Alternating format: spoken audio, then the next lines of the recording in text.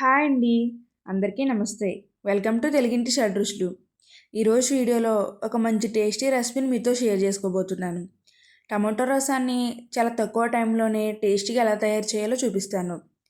ఈ టమాటో రసాన్ని ఒక్కొక్కరు ఒక్కొక్క రకంగా చేస్తూ ఉంటారు. కానీ ఒకసారి ఇలా ట్రై చేయండి. చాలా ఈజీగా అయిపోతుంది, అలానే టేస్టీగా కూడా ఉంటుంది. ఈ చలికాలంలో జలుబు చేసిన వారు ఈ టమాటో రసాన్ని వేసుకుని తినండి. మీ నోటికి గొంతుకి కూడా ఖచ్చితంగా ఉపశమనంగా అనిపిస్తుంది. ఇప్పుడు ఈ టేస్టీ రెసిపీని ఎలా తయారు చేయాలో మీకు చేసి చూపిస్తాను. ముందుగా దీనికోసం స్టవ్ మీద ఒక పాన్ పెట్టుకుని 1 స్పూన్ వరకు ఆయిల్ని వేసుకోండి. ఇప్పుడు ఈ ఆయిల్లోకి 3 మీడియం సైజు టమాటోలని ఇలా ముక్కలుగా కట్ చేసుకుని వేసుకోండి. టమాటో రసానికి బాగా పండిన టమాటోలు అయితేనే టేస్ట్ బాగుంటుంది. ఇలా వేసుకుని వీటిని మెత్తబడేంత వరకు ఫ్రై చేసుకోవాలి. ఇప్పుడు ఇందులోకి 1/2 స్పూన్ వరకు సాల్ట్ని వేసుకోండి. ఇలా వేసుకుని అంతా ఒకసారి బాగా మిక్స్ చేసుకుని 2-3 నిమిషాలు ఈ టమాటో ముక్కలను ఫ్రై చేసుకుంటే మెత్తబడిపోతాయి. చూసారా, ఇలా మెత్తబడితే సరిపోతుంది. బాగా గుజ్జు కావాల్సిన అవసరం లేదు. ఇప్పుడు వీటిని స్టవ్ ఆఫ్ చేసుకుని పక్కకు తీసుకోండి. ఈ టమాటో ముక్కలు కొంచెం చల్లారిన తర్వాత వీటికి ఉన్న తొక్కల్ని తీసేయండి. ఇవి ఉండటం వల్ల మనం తినేటప్పుడు గొంతుగా అడ్డుపడుతూ ఉంటాయి. ఇలా అన్నీ తీసేసిన తర్వాత ఒక మ్యాషర్తో ఈ టమాటో ముక్కలు అన్నింటినీ మెత్తగా స్మాష్ చేసుకోండి. మిక్సీలో మాత్రం గ్రైండ్ చేయొద్దు. ఇలా స్మాష్ చేసుకుంటేనే టమాటో రసం టేస్టీగా ఉంటుంది. ఇలా స్మాష్ చేసుకున్న తర్వాత ఇప్పుడు ఈ గుజ్జుని పక్కన పెట్టేసి చింతపండుని నానబెట్టుకోవాలి.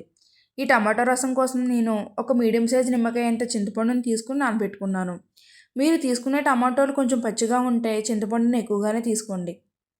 ఇలా నానబెట్టుకుని ఇప్పుడు దీన్ని పక్కన పెట్టుకోండి. ఇప్పుడు మనం రసాన్ని ప్రిపేర్ చేసుకుందాం. దీనికోసం స్టవ్ మీద ఒక వెడల్పాటి గిన్నెని పెట్టుకుని 3 స్పూన్స్ వరకు ఆయిల్ని వేసుకోండి. ఈ ఆయిల్లోకి 1 స్పూన్ వరకు శనగపప్పును వేసుకోవాలి. అలానే 1/2 స్పూన్ మినపప్పును కూడా వేసుకోండి.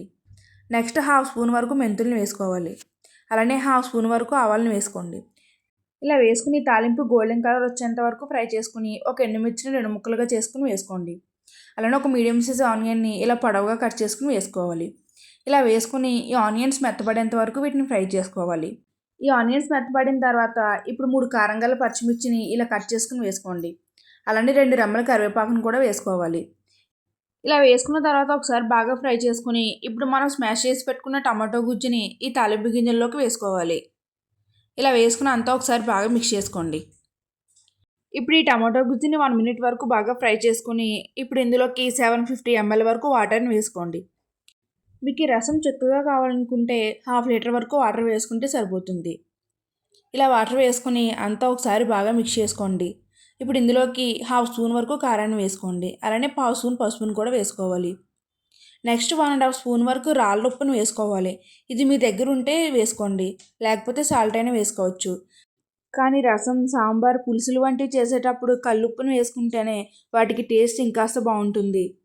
ఇప్పుడు ఇందులోకి మనం ముందుగానే నానబెట్టుకున్న చింతపండు నుంచి 1.5 టేబుల్ స్పూన్ వరకు ఇలా చింతపండు గుజ్జుని తీసుకుని వేసుకోండి. ఇది ఎంఎల్ ప్రకారం చూస్తే 15 ml వరకు ఉంటుంది. ఇప్పుడు ఇందులోకి కొంచెం కొత్తిమీర కూడా వేసుకుని మంట మీడియం ఫ్లేమ్లో పెట్టుకుని ఈ రసాన్ని 5 మినిట్స్ మరగనివ్వాలి. ఈలోపు మనం వెల్లుల్లిని దంచుకుందాము. దీనికోసం ఒక 10 వెల్లుల్లి రబ్బల్ని పొట్టు తీసుకుని వేసుకోండి. అలానే 1 స్పూన్ మిరియాలను కూడా వేసుకోవాలి. నెక్స్ట్ 1 స్పూన్ జీలకర్రను కూడా వేసుకోండి. ఇలా వేసుకుని ఇప్పుడు వెల్లుల్లి అంతటిని కచ్చాపచ్చాగా దంచుకోవాలి. మీరు కావాలంటే మిక్సీ జార్లో కూడా బరకగా గ్రైండ్ చేసుకోండి. చూసారా, ఇలా నేను చూపిస్తున్నట్టు మరీ మెత్తగా కాకుండా ఇలా బరకగా దంచుకోవాలి. ఇప్పుడు దీన్ని పక్కకు తీసుకోవాలి. ఇలా బరకగా దంచుకోవడం వల్ల మనకి రసం తినేటప్పుడు వెల్లుల్లి, మిరియాలు నోటికి తగులుతూ టేస్ట్ చాలా బాగుంటుంది. ఇలా వెల్లుల్లి, మిరియాలని దంచుకుని వేసుకోవడం వల్ల జలుబు, దగ్గు ఉన్న వాళ్ళకి గొంతుకి చాలా ఉపశమనంగా ఉంటుంది. ఇలా దంచుకున్న వాటిని ఈ రసంలోకి వేసుకొని అంతా ఒకసారి బాగా మిక్స్ చేసుకొని ఇంకొక 5 మినిట్స్ ఈ రసాన్ని బాగా మరగనివ్వాలి. రసాన్ని ఇలా 10 to 12 మినిట్స్ బాగా మరిగిస్తే మనం వేసుకున్న వాటర్ క్వాంటిటీ బాగా మరిగి సగం వరకు అవుతుంది. అప్పుడు స్టవ్ ఆఫ్ చేసుకుంటే సరిపోతుంది. అంతేనండి, చాలా ఈజీ ప్రాసెస్.